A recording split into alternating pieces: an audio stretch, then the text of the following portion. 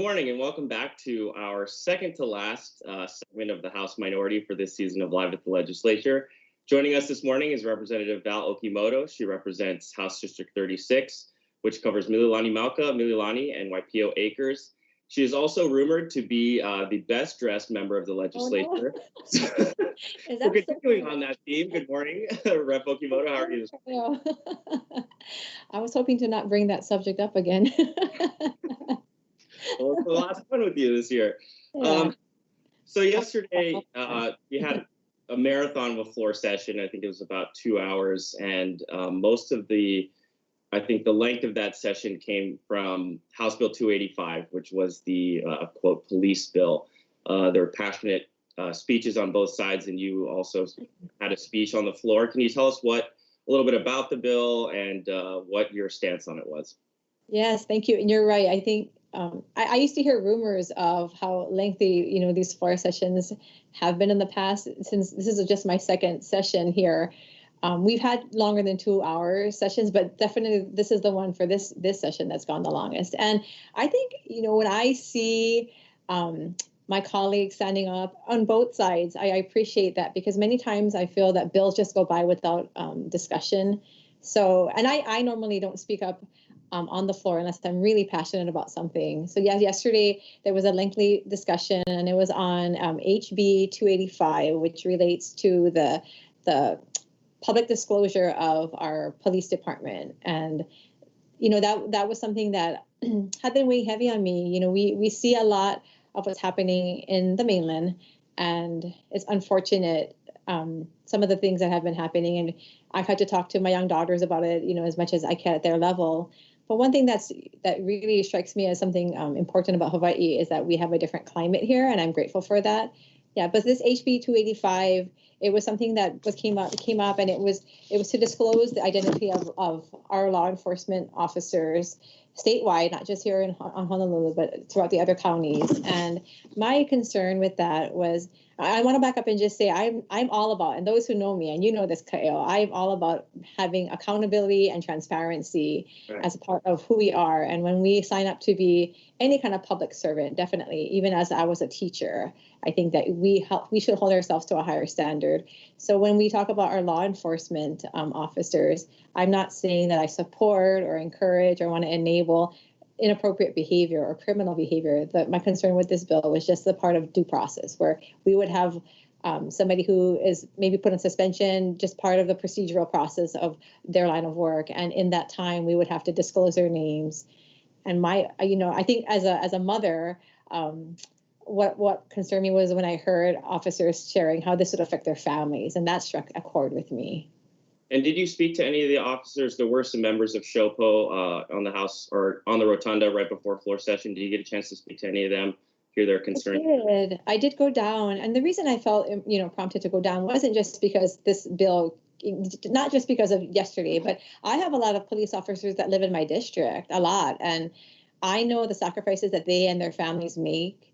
And again, just like any profession, you're going to find the good eggs and the bad eggs. And they're not trying to condone or make excuses for the inappropriate behavior, but they were really concerned with what's going to happen with this bill. And I think retroactively also, if inappropriately or prematurely names are disclosed. And so I did speak with people from our community, as well as I went down and I talked to the people who had come down to support the police officers, including SHOPO, as representing them from the union. And one of the big concerns, what you had mentioned in your speech, is just fear of the mob, I guess, right? If Right. An officer was prematurely reported and perhaps public sentiment isn't necessarily for the police at that time, then, a lot of people who are fathers or mothers who go to work at the end of the day and, put their lives on the line may not come back, and that just as a part of their job, but also with that public sentiment in mind as well.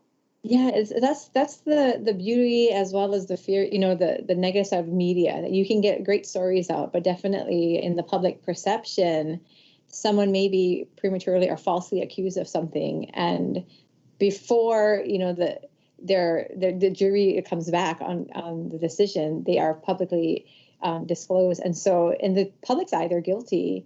one of the cases I think that were brought up yesterday on the floor talked about 2 police officers, and one of them was actually found not guilty, but by then the name had been disclosed. And so those are the things that concern me with the bill. Just us as we as legislators putting forth bills that we know have flaws in them and passing them in its current form. That was my concern.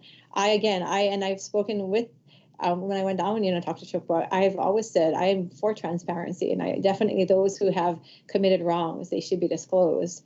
But for criminal acts, but without the due process and without them actually, being found guilty of what they did, then I feel like that's really premature of us to require that. Definitely. I want to transition to your favorite subject. We're going to go to education. Education. So the DOE released their plan to return to school a few days ago. And you always come with a unique perspective. You're a parent first and foremost. You're a former educator, and you also have the legislator hat when you sit on the committee on it. So what was your initial reaction to that plan when the superintendent released it? So I want to back up a few. I think the last time I was on Live at the Ledge with you, it might have been just before we did a town hall with Dr. Kishimoto, and I was able to do that virtually with her. I'm grateful for the time that she took to do that. I do have a lot of constituents in my district who are like me, parents, a lot of teacher friends, and and principals even. And so you're right. Many times I feel like I'm wearing all 3 hats when I'm in this position, trying to figure out what's the best way to approach this education issue. I do want to say that, because I've had parents and teachers come and contact me after, and they're frustrated. They still feel like they didn't get answers clearly given. And I can understand as a parent. I have 2 daughters going back to school in less than a month. And I will say that I'm a little concerned also that I don't have all the answers, and they go to 2 different schools.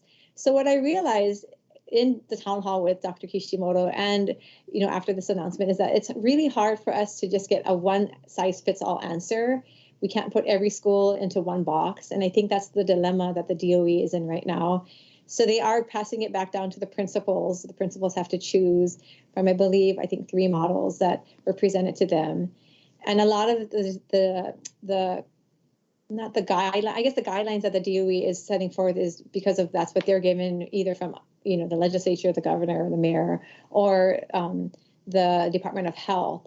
And so that was my main thing. I feel like, and I've talked to many people in my district, and they're concerned. Some have fears of sending their children back to school.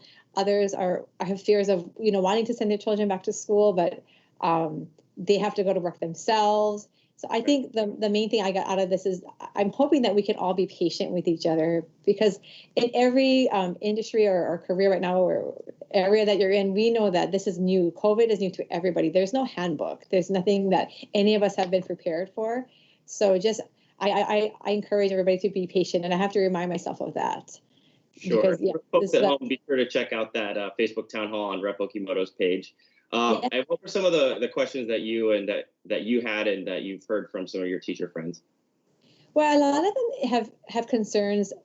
I want to say, and this again speaks to the hearts of teachers, that as much as many of them, or I shouldn't say many, as much as some of them have concerns about the health, they know that they need to be back in the classrooms with the keiki. They want to be face to face, and they realize that yes, virtual learning is going to be a part of this blended curriculum now, but their hearts are really in helping our kids, because their hearts are in trying to get them educated.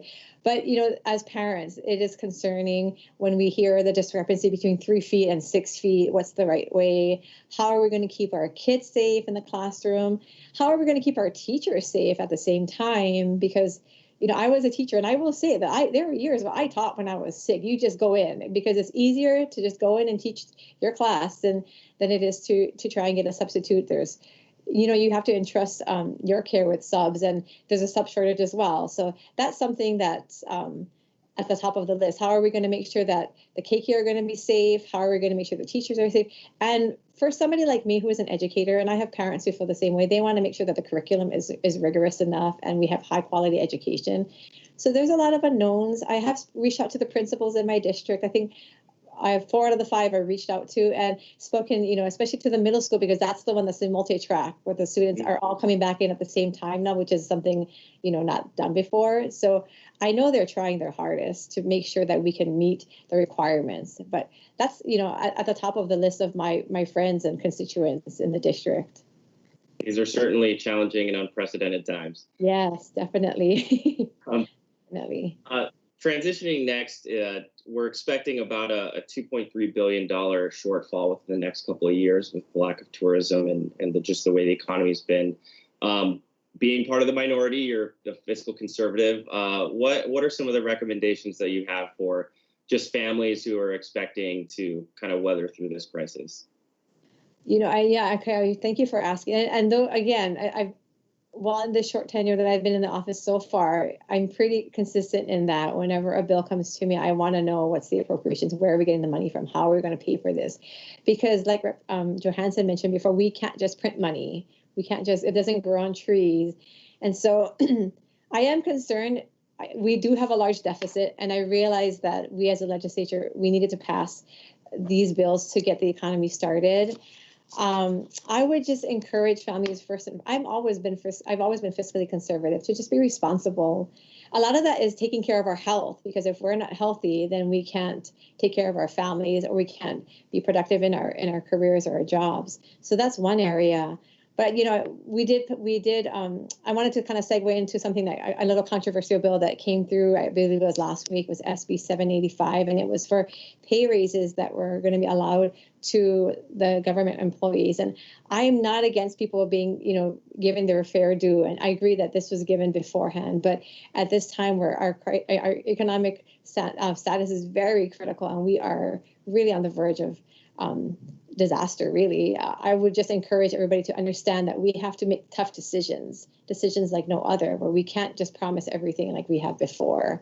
And so I encourage everybody to just be fiscally responsible. Don't spend money where you shouldn't, and be aware of what's happening.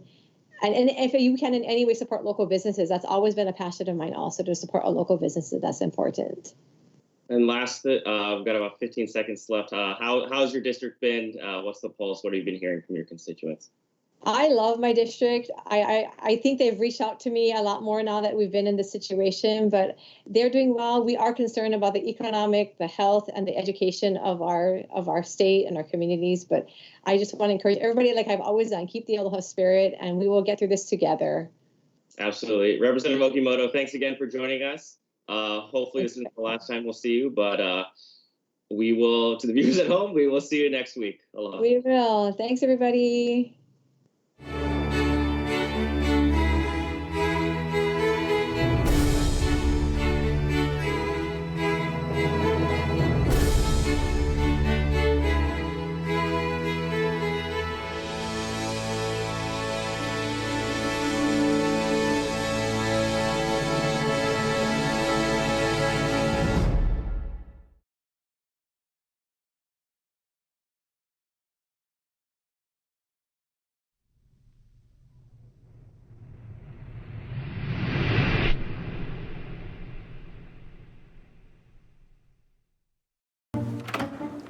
What are you doing? We have to go. I'm gonna be late for work. It's Tuesday morning. I gotta record live at the legislature on Alelo. Senate and House leadership discussing what's happening at the state capitol. So just watch it on the news tonight. Come on, let's go. Hey, this is like getting the news before it's news. If only I could get this remote to work. There. Can we go now? No DVR? No problem. Watch Wednesday evenings at 7 p.m. on Channel 49.